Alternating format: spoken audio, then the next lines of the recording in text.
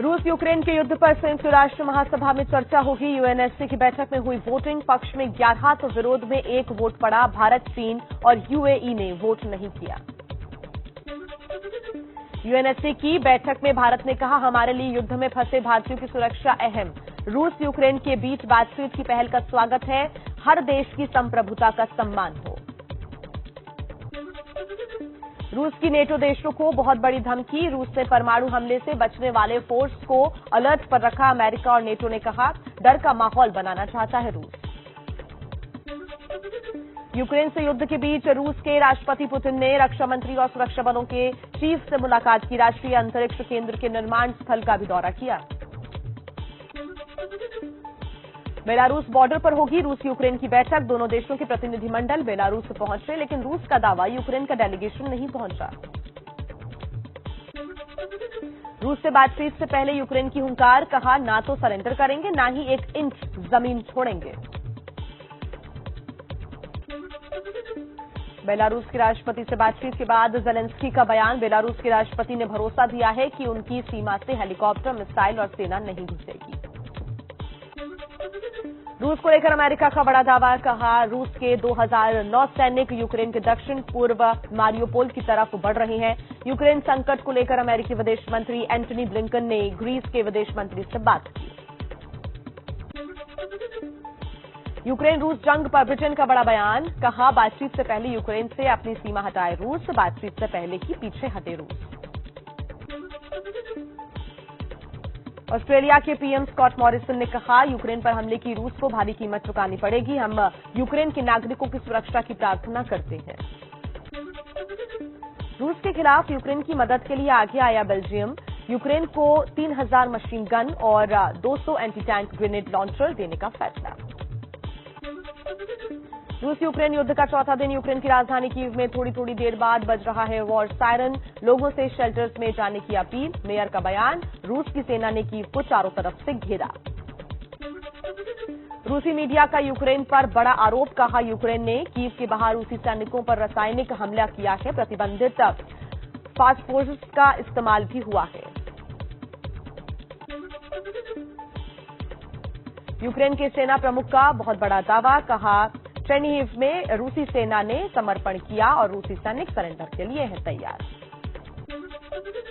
Ukraine का दावा, जंग में अब तक रूस के 4300 सैनिक मारे गए, 146 टैंक, 26 हेलीकॉप्टर, 38 गाड़ियां नष्ट की गई हैं।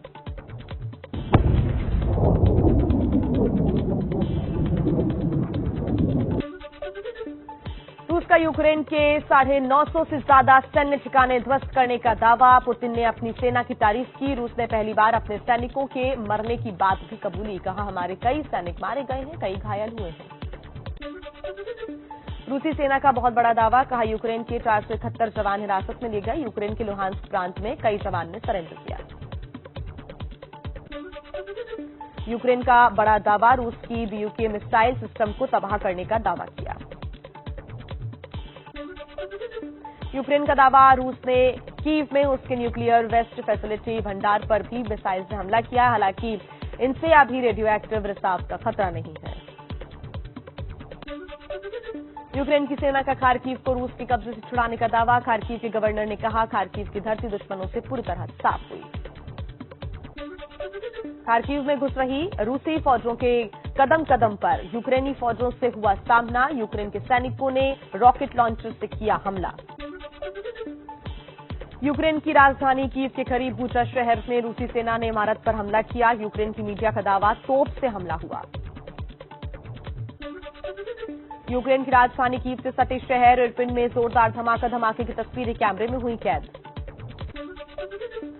लुहांस्क इलाके में रूसी सेनाओं ने यूक्रेन के तेल ठिकाने पर भी हमला किया। यूक्रेन का आरोप है कि रूसी सेना चुन चुनकर तेल ठिकानों पर हमले कर रही है। कीव में रूस और यूक्रेन की सेना के बीच भारी गोलाबारी। यूक्रेन की सेना ने कीव के बाहरी इलाके में पुल को उड़ाया। बुका और इरपिन इलाके में पुल को उड़ाया। चलिए कुछ और खबरें देख लेते हैं फटाफट अंदाज में। नाटो देशों से यूक्रेन ने मदद की अपील की। NATO peace keeping force Ukraine भेजने की गुजारिश की। कीव से मुकाबले के लिए सैन्य मदद भेजने की मांग। रूसी विमान के लिए हवाई क्षेत्र बंद करने को भी गुहार लगाई। यूक्रेन के दूसरे सबसे बड़े शहर खार्किव में हमले के बाद लोग बेहाल। बम शेल्टर में शिफ्ट किया गया बच्चों का अस्पताल। रूसी हमले के बीच यूक्रेनी नागरिकों में दिखा देशभक्ति का जज्बा। एक ब्लैक बैंड में रोजाना करीब 350 लोग रक्तदान करने आ रही है। यूक्रेन में जंग में घायल लोगों की मदद के लिए आगे आए आम नागरिक। फर्स्ट एड का सामान जुटाने में लगे लोग। घायलों की मदद के लिए तैयारी का वीडियो सामने आया। रूस ने 4 देशों के लिए अपना एयर स्पेस बंद किया। लिथुआनिया, लातविया के लिए रूस का हवाई रास्ता बंद। एस्टोनिया, स्लोवेनिया के लिए भी रूस में हवाई क्षेत्र बंद किया गया। रूस यूक्रेन जंग के बीच अमेरिका और चीन में भी तनातनी बढ़ी। अमेरिका ने कहा चीन रूस पर पाबंदियों का समर्थन नहीं कर रहा। चीन का जवाब, पाबंदियों से समस्या का समाधान नहीं, यूएन से हल निकलना चाहिए। संयुक्त राष्ट्र का दावा, अब तक 3,68,000 से ज्यादा यूक्रेन के नागरिकों ने पड़ोसी देशों में शरण ली। यूरोपीय संघ ने कहा युद्ध जारी रहा तो 70 लाख लोग विस्थापित होंगे। यूरोपीय संघ ने रूस के लिए अपना हवाई क्षेत्र बंद किया। रूस की सरकारी मीडिया पर भी लगाया बैन। कनाडा ने भी रूस विमानों के लिए एयर स्पेस बंद किया। यूरोपीय संघ के ज्यादातर देश रूस को स्विफ्ट से बाहर करने पर हुए सहमत। जापान भी यूरोपीय संघ के साथ। अगर रूस को स्विफ्ट से हटाया जाता है तो उसे विदेशी मुद्रा नहीं मिलेगी। रूस के लिए पैसे भेजना या मांगना लगभग असंभव हो जाएगा। यूक्रेन के विदेश मंत्रालय की दुनिया से अपील, कोई देश रूस से तेल और गैस न खरीदे, नहीं तो ये यूक्रेन के लोगों की मौत की वजह बनेगा। स्वास्थ्य मंत्रालय ने WHO से रूस के साथ सभी तरह के सहयोग रोकने की गुजारिश की। फ्रांस ने रूस को फुटबॉल विश्व कप से बाहर करने की अपील की तो इंग्लैंड ने भविष्य में रूस के साथ फुटबॉल मैच खेलने से मना किया। रूस यूक्रेन युद्ध के ताजा हालात पर प्रधानमंत्री मोदी ने हाई लेवल मीटिंग की। विदेश सचिव और विदेश मंत्रालय के अफसरों से ताजा हालात की जानकारी ली। यूक्रेन में फंसे भारतीयों को निकालने के लिए ऑपरेशन गंगा के तहत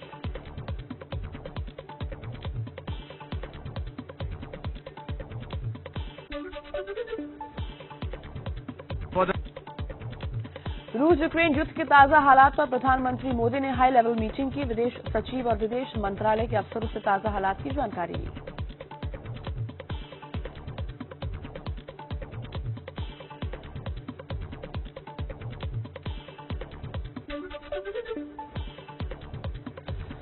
विदेश मंत्रालय ने कहा यूक्रेन में फंसे भारतीयों को निकालने के लिए पोलैंड, रोमानिया, हंगरी और स्लोवाक गणराज्य में सहायता केंद्र बनाए गए हैं। पोलैंड ने बिना वीजा के छात्रों को अपनी सीमा में आने की इजाजत दी।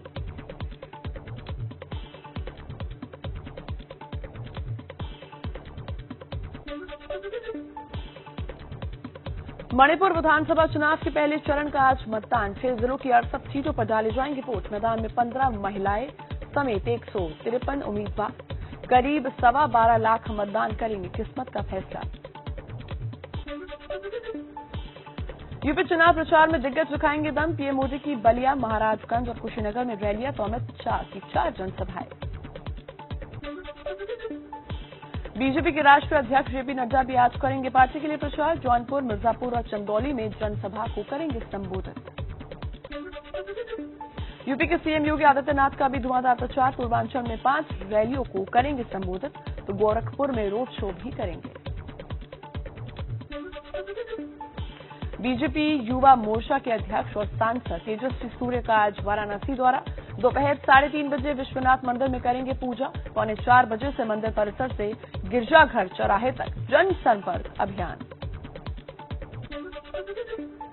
समाजवादी पार्टी के अध्यक्ष अखिलेश यादव का ताबड़तोड़ प्रचार। अंबेडकर नगर, बस्ती और संतकबीर नगर में कई कार्यक्रमों में करेंगे शिरकत।